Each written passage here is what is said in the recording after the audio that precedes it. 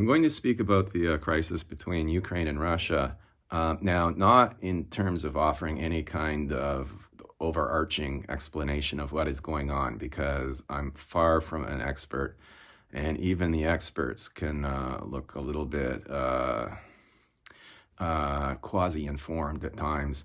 But I would like to emphasize two particular points that I personally think will determine the future of this crisis, the directions that it might go in particular from point of view of NATO.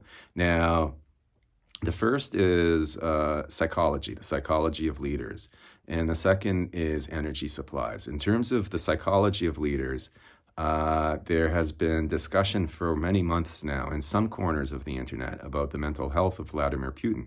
If it is the case that Putin has been profiled by the psychologists working for different NATO governments as someone who has obsessions or is somewhat pathological or is somewhat disturbed, that profiling will be significant in terms of determining how the West, how NATO develops a strategy. And the second point is in terms of energy supplies. Russia is not a strong nation in terms of its industrial output, the way, for example, China or the US are, or Europe.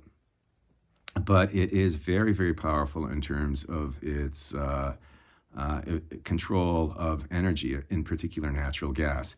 If that natural gas can be supplied elsewhere, that will play a significant role in determining what NATO does next. As well, the arrival of spring and less requirement in Europe for natural gas, for example, for heating, will also determine, I think, what NATO does next. We'll have to see.